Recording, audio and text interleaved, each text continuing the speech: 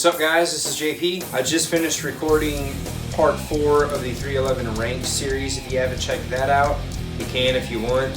What I'm doing is reviewing their albums in the order that I would rank them based on quality. But that's not what this is about. Before we get into this, I'm pretty well aware that there are some people who are going to take exception with me reviewing a leaked album. Well, fuck you. Click away, watch something else. I still bought the album. So listening to it a little bit early, I don't really think it's that big of a deal. And also, if you check this tweet from Peanut didn't really seem to care much when people listen to the stereolithically. So I'm gonna be honest with you, I'm always open to having conversations about different opinions, but if all you're gonna do is whine that I'm reviewing this album, then take it somewhere else, because I really don't care that you don't like it. So this should go without saying, if you don't want this album spoiled, I'll give you a couple of seconds to go click something else.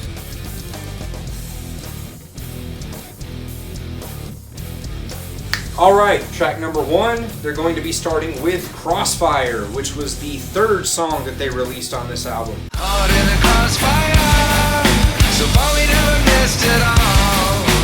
No man is a liar, even though You might remember this one because there was some controversy. I have a video about that if you want to check it out, but honestly at this point it doesn't matter anymore. They made up, everything seems to be cool. And I also reviewed the track, so I won't spend that much time on it here. I think despite the controversy, it's a pretty cool song. It does leave a weird taste in my mouth that there are possibly going to be ghostwriters used on this album, or maybe there were before or whatnot, because honestly, now that we have the public fiasco, there's no way to know if originally it was just going to be credited to Nick and Essay. And in the YouTube comments on the original upload of the video, back then, I don't know if it's changed now, but no one else was credited except for Nick and Essay. So that does make you wonder if any of the other songs we've loved off the last few albums weren't actually written by them. But like I said, at this point it really doesn't matter. What happened happened. The sides seem to be in agreement, and I guess we'll see what happens from here. Crossfire, I'd give a 7 out of 10 now, knowing what we know. Still like the song, still not gonna skip it. The second one is Don't You Worry, which was actually the first song that they let us hear on this album.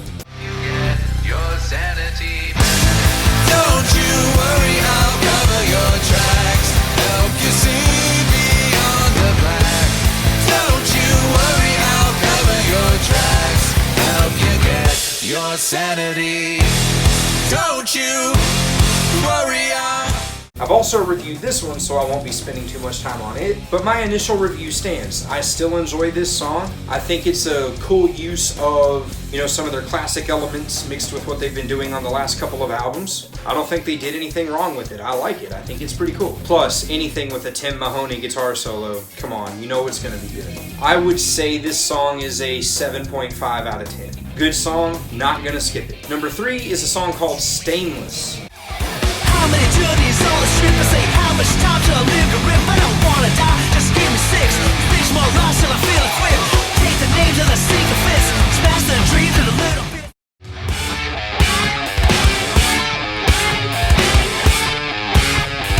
it's what we came for, it's what we came for.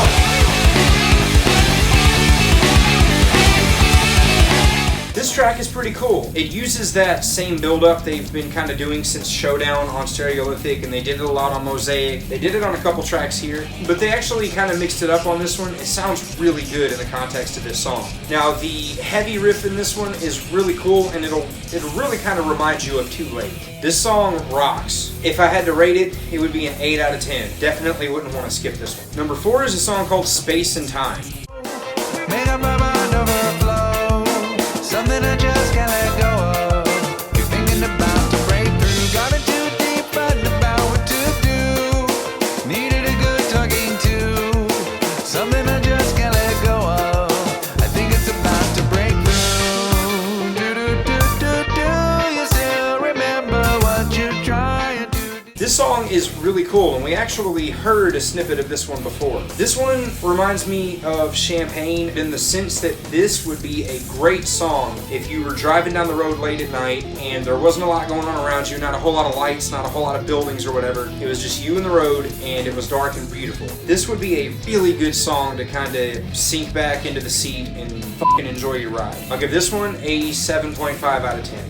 I really enjoy it. Track number 5, Dream State. Holy shit. All week, nothing but long days. Finally, time to unwind. At the moment, there's no place I've gotta be, and I've got plenty of options in front of me right now. I'll be. We actually heard the verse riff of this one in another video that they posted as an update. At first I thought the really beautiful, happy sounding vocal melody sounded a little weird over the almost metal music underneath, but it actually fits really well. It's kind of like how Days of 88 wasn't necessarily a super heavy riff, but it did have some balls to it. But then S.A. was singing like this really happy, soaring melody over it, and at first it's really weird, but then you couldn't imagine anything else. You couldn't imagine them doing it any other way. This song is an 8 out of 10. I will listen to this one every single time I have the album on. Number 6 is Good Feeling. Cause I wanna go back to the days in the past when everything was easy. But I'm holding you close and I'm letting it go, cause baby you're the reason. I got a good feeling. Got a good feeling. I got a good feeling about you. Got a good feeling. Got a good feeling. This song is the worst thing they've ever recorded in their entire career. Yes, it's worse than Waiting. Yes, it's worse than First Straw. And if you can believe it, it is worse than Till the City's on Fire. Look, I understand that the band has to try to modernize their sound. I understand that they can't stay stuck in the past and just keep doing the same thing repeatedly. I get that. I respect them for having the balls to try something new. But this isn't 311 doing a pop song. This is just a basic run-of-the-mill pop song performed by 311. And I was one of those people who was trying to stay hopeful that a live version featuring Tim and Chad would help save this song. And they posted some of it on Instagram Live when they did the Weenie Roast, and it still sounded fucking terrible. I know I'm gonna catch some for this, but Good Feeling is a 0 out of 10. I will never listen to it again. I really hope that the Feldman experiment is over with, but we'll see. The next one is called What The. I'm gonna assume they mean what the fuck. I think this song is really cool. I keep on saying you got to meet me in the middle, and that'll mean we both got to give a little. I got no doubt that we can just work it out. Do you feel the same way?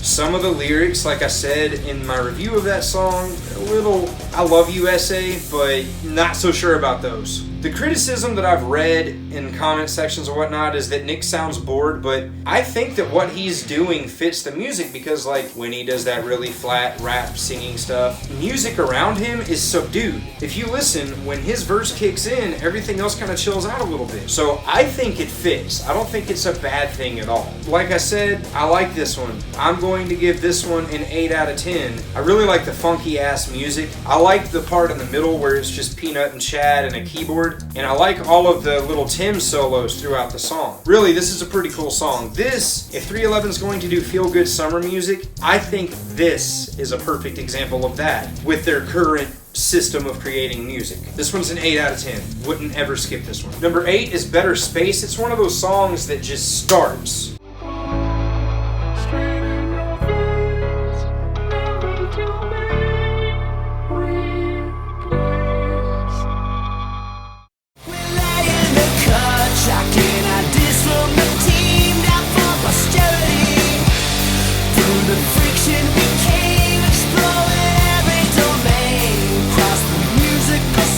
This one's really cool. I really like the vocal harmonies in it, but honestly, I feel like I'm going to have to listen to it more to remember more of it. I don't think it's a boring song at all, but this one seems to be the one that you would only really listen to if you were listening to the album. It doesn't seem to have anything that would pull you back into it. I would say this one is a 7 out of 10. Not a bad song by any stretch. There are some really strong elements here, but I don't think that you would ever really go out of your way to hear it. The next one is Dodging Raindrops. It's another Feldman song. Dodging raindrops.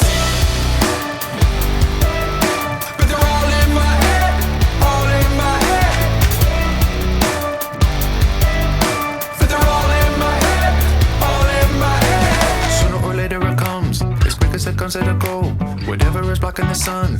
White moment, running away from my past. It's pushing me out of my zone. Look, I know at this point a lot of people just assume that no matter what, I'm going to hate Feldman and anything that he touches. Not necessarily. I liked Perfect Mistake, and honestly, I kind of liked Places That the Mind Goes. It's when it's overtly not 311, and it's too much like all of these other f***ing pop bands. That's when I'm not a fan of the stuff that he does. This is one of those songs. It's a very corny pop song that I don't really think it has any sort of replay value. I'd give it a 4 out of 10 and would skip it every time. Number 10 is Full Ride 2. Just kidding, but it does borrow some elements from that song for sure. This one's called Rolling Through.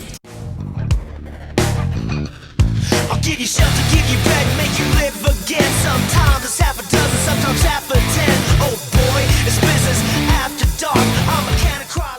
Your bones in your chromosomes faster. Beautiful disaster. We can throw a party, get you out of your homes. I step in the realm, taking the helm, someone to stand up. I know the history, breaking it down, whatever the fuck. This one starts off really cool. I love how it's Chad and Peanut, and then all of a sudden S.A. comes in, and a split second later the guitar comes in, and the song doesn't let up at all. It's a great song, and it features some of the most aggressive sounding rapping that you've heard since Music or Grassroots. I'm not kidding. Definitely, at least to me, first impressions can change, but I think this is the best song on the album. I would give this one a 9.5 out of 10. There's no sort of cheese in it at all. And the only reason I'm not giving it a 10 is because there is a part of it that seems to be borrowed directly from Full Ride. And even though I love that song, I don't tend to love recycling. Number 11 is Born to Live. I know all that you've been through.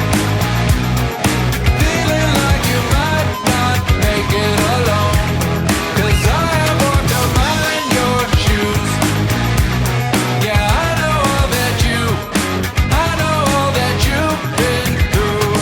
I wanna see the Starts off pretty cool. I could see S.A. fucking that tambourine up when they play this song live. Starts off with a very cool little slap bass intro with the tambourine. Starts off with a cool S.A. verse. This one sounds really similar to like the modern pop rock that was going on in the mid to late 2000s. Maybe I'm just crazy, but the way the guitars and bass sound, not necessarily the notes being played, but the way that they actually sound does kind of remind me of that kind of like indie rock stuff that was blowing up in the mid to late 2000s, like OK Go, Franz Ferdinand, stuff like that. Now there are some chants towards the end of the song that are not good, and I think Nick's last verse is complete cheeseball. But as a father myself, I find myself really understanding what it was that he was saying, particularly when he says, I want to see my daughters get married, but I can't do it if I'm in a cemetery. Guys, I was on a complete path to destruction before my daughter was born.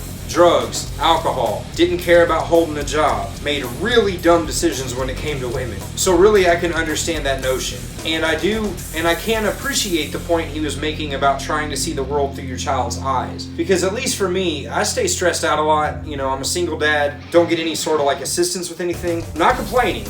I'm satisfied with life. I'm just saying. So I can understand wanting to sit back a little bit and see the world from the eyes of a child who has no idea what any of that is like. And I definitely do think this is the second best Feldman track behind Perfect Mistake. I'd give this one a 7 out of 10 and probably won't skip it when I listen to the album. Number 12 is called Charge It Up. I can't believe and disbelieve, but tell me where we are. I've spent lifetime searching for you. A million years and some years since I've been on the floor. I've spent way more looking for truth. I come again on the wind, bringing it back to start. What was that dream you told me? I put together all the memories of a broken heart. I want so damn. This one's really cool. It starts off briefly with that mind spin kind of intro or applied science where it's like an echo of the vocals and then boom, it just like starts kicking your ass. Love that. Vocals on this one, they're tight. All of the instruments sound really good. And at the end of the song, they do this really cool jam with an odd time signature, which, as musically weird as 311 is, they've kind of always stuck to 4/4 with a very few exceptions in the entire catalog. So I like the fact that they're broadening that and they're willing to do more strange time signatures, doing weird things that they really haven't done up to this point. The ending track is called Lucid Dreaming or Lucid Dreams. If you're feeling locked up and you wanna get free, and you dwell under the spell of negativity, and when the world is crashing down, crumbling at your feet, just lean into it, yeah, lean into it. In my head it's make believe, I don't feel like. I don't like this track at all. It definitely tries way too hard to be something that 311 is not. If you need any proof of that, just listen to the verse. Not necessarily what he's saying, but how he says it and the effects on his voice. This song is a 1 out of 10 and I'll never listen to it again. So overall, my thoughts on Voyager, I love some of it and some of it I'll never listen to again. But really, that's kind of how a lot of the albums have been, is that there are always going to be songs that you skip. Like I said in one of my previous videos, 311 probably doesn't even like every single song that they've ever come out with. Why do you think there are certain albums that don't get played live hardly at all? But I think this is a pretty solid album, and given good feeling and just the fact that they were working with Feldman overall, I'm pleasantly surprised by how much I actually did enjoy this. The pacing of the album is a little bit all over the place. I mean, I thought Mosaic was a little weird, but Mosaic did a better job of balancing the core 311 stuff, aka Scotch produced it, with the more modern poppy stuff, aka Feldman produced it. This album doesn't really come together that well. There's not a lot of cohesion here. But in the modern age, where you can make your own playlist and listen to something in whatever order you want, that doesn't matter so much. I guess my overall takeaway, I would give this album a C. Now that could change with time. This is an initial thing. I just downloaded the album at like 8 o'clock this morning. I've listened to it 5 times all the way through now. Driving to work, coming from work, and right before I shot this video. This is not a bad album by any means, but I definitely don't think it's better than Stereolithic or Mosaic. But once again, Chad Sexton saves the day. The Chad and Scotch tracks on this album, absolutely incredible. And before anyone asks, unfortunately, I can't give you a link to the leak, and I really hope I don't get a strike for making this video. But anyway, thanks for watching.